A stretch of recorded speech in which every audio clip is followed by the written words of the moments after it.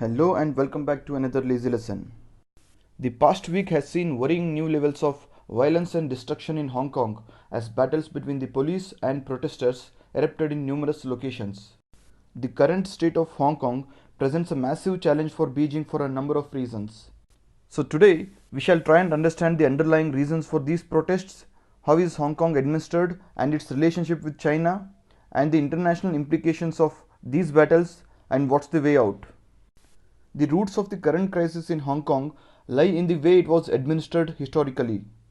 So before going further, let us first try and understand the historical background of Hong Kong, how it was administered, and presently how is it being administered.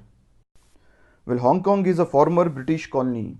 It became a special administrative region of China in 1997 when Britain's 99-year of lease of the new territories north of Hong Kong Island expired. Hong Kong is now governed under the principle of one country, two systems, under which China has agreed to give the region a high degree of autonomy and to preserve its economic and social systems for 50 years from the date of the handover. So firstly, let us understand how Hong Kong came to be administered by the Britain.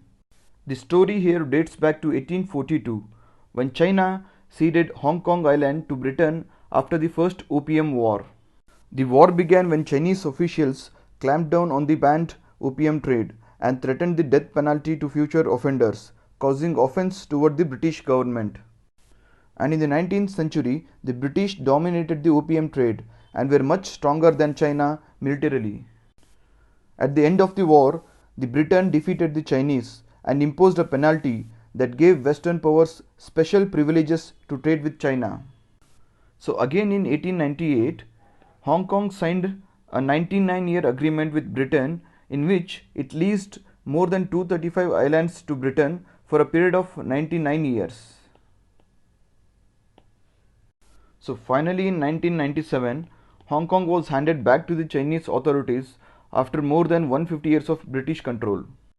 And why is Hong Kong so important for China? Well, looking at its position, the Hong Kong is positioned at the mouth of the Pearl River Delta, and its geographical position as a gateway between the east and west has made it an attractive center for international trade. On its eastern side we have Mirs Bay and it is surrounded by South China Sea. So let us now try and understand what do you mean by one country two systems principle that China is following with Hong Kong and Macau. See, basically the principle was formulated in the early 1980s during negotiations with the United Kingdom over the administration of Hong Kong. As per this principle, there is only one China, that is covering Hong Kong and Macau, but Hong Kong and Macau can retain their special economic and administrative systems. Under the principle, each of these two regions could continue to have its own governmental system, legal, economic and financial affairs, including trade relations with foreign countries, all of which are independent from those of the mainland China. And ever since, this principle has been the main reason for protests every now and then. And the reason for latest unrest in Hong Kong is mainly because of the extradition bill. Introduced in April this year, the bill allowed for extradition of criminal suspects from Hong Kong to the mainland China under special circumstances. However, the locals were mainly worried because this bill would lead to unfair trials and violent treatment of Hong Kongers. The other concern was that the bill would give China a greater control over Hong Kong and could be used to target activists and journalists. So opposing this bill, hundreds of thousands of Hong Kongers flooded to the streets. And following these protests, China announced that it would suspend the bill indefinitely. However, the protesters were still not satisfied and they feared that the bill could be revived any time. So demonstrations continued. And this led to violent face-offs between police and the localites. And following this, in September, the bill was completely withdrawn. But the protesters said this was too little and too late. So demonstrations continued, marked by an increasing level of violence. Now what do these protesters actually want? Protesters have basically adopted the motto 5 demands, not one less. Now with the withdrawal of the extradition bill, one demand has already been met.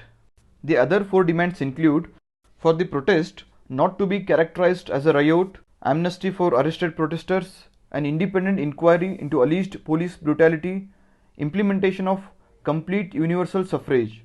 Now, the biggest concern for China is that protests supporting the Hong Kong movement have been spread across the globe, with rallies taking place in the UK, France, US, Canada, and even Australia. And the current state of Hong Kong presents a massive challenge for Beijing for a number of reasons. First, there is the immediate problem of how to return Hong Kong to a state of relative normality. The city has been a jewel in Beijing's crown, which acted as a gateway between the Western world and China. And precisely at this stage, it seems Beijing has zero credibility in the eyes of many protesters. So, the best short-term strategy for Beijing might be to continue what it has seemingly done already. That is, let the Hong Kong government deal with the situation. So basically, Beijing is stuck between a rock and a hard place in Hong Kong. Whatever recourse it chooses with regard to the escalating instability will have significant repercussions, not only in Hong Kong but also on the mainland and more broadly at the international level.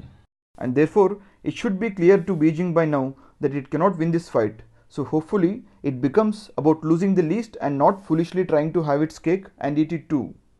And now, based on today's discussion, let us try and solve a question from prelims perspective. Consider the following statements. 1. Hong Kong is a landlocked city within China. 2. Hong Kong was under Britain's rule for more than 150 years. Which of the above statements is or are correct? Comment your answers in the comment section below. And from mains perspective, try and answer the following question. That is, write a note on one nation, two systems principle followed by China. You can post your answers in the comment section below. And that's it for today. Thank you.